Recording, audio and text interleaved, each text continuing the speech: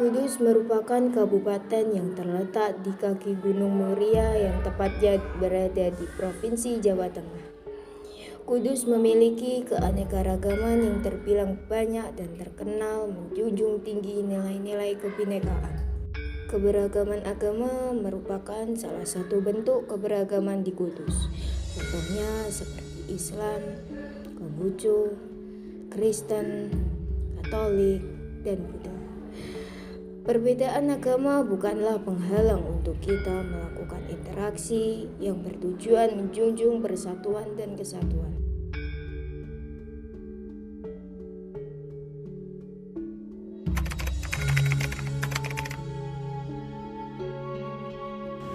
Tidak ada, sama sekali tidak ada. Mulai waktu saya di sini itu sudah 18 tahun itu belum pernah ada masalah sama umat lain, sama saya sendiri pribadi di sini juga tidak ada.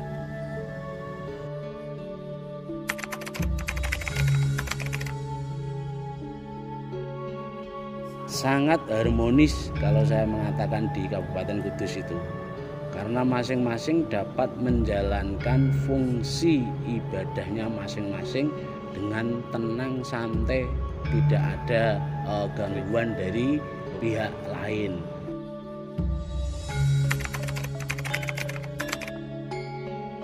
Kalau saya tugas secara khusus di Gereja Santo Yohanes Evangelista Kudus ini 1 tahun lebih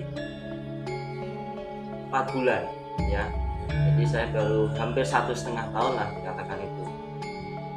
Lalu bagaimana proses untuk menjadi tadi ya, menjadi seorang pemimpin gembala di paroki ini, perjalanannya cukup panjang ya.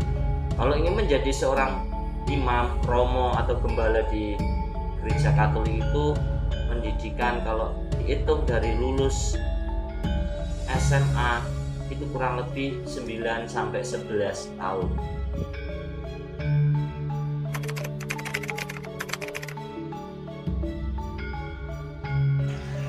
Ya, mengapa program itu sangat penting? Ya, karena tidak ada yang namanya perceraian atau permusuhan, perkelahian. Itu yang menghasilkan sesuatu yang baik. Ya, hubungan cari kemana saja. Yang namanya ribut-ribut nggak ada yang baik.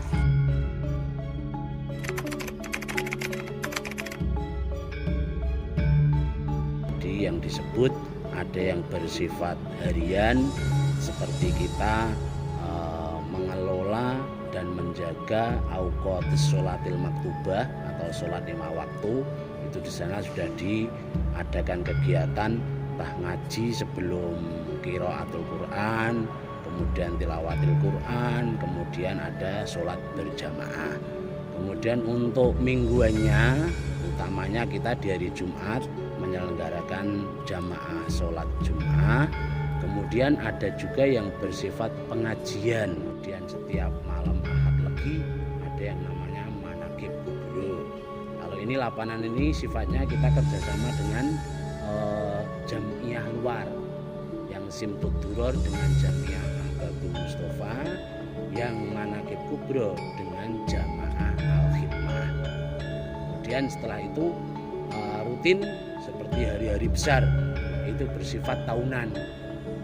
Ada yang Idul Fitri, Idul Adha, kemudian Maulid Nabi, Rajabiyah itu tahunan.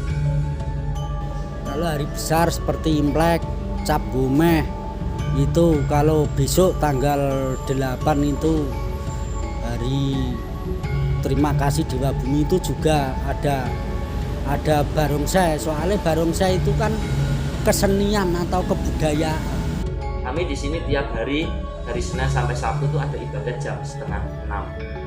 Kemudian di hari Sabtu Minggu pasti itu tugas sebagai romo adalah mempersembahkan perayaan Ekaristi atau misa bersama dengan umat. Yang harian pun dari Senin sampai Sabtu juga dihadiri umat. Tidak hanya itu, romo paroki juga menghadiri undangan-undangan ketika dari pemerintahan, dari gereja atau dari instansi-instansi yang lain Dan itu menjadi sarana untuk bagaimana kita bisa hidup berdampingan satu dengan yang lain. Oke ya. Jadi ibadah yang atau kegiatan yang rutin itu jelas ibadah ya. Ibadah itu menjadi suatu kegiatan yang rutin bagi gereja ya. Baik itu dari tingkat anak-anak ya, dari tingkat PAUD sampai perguruan tinggi di situ ya. Lalu ibadah-ibadah itu dikerjakan dengan rutin ya. Baik itu ibadah minggu, ibadah doa itu maupun PA itu pemahaman Alkitab itu kami kerjakan ya dari hari ke lepas hari.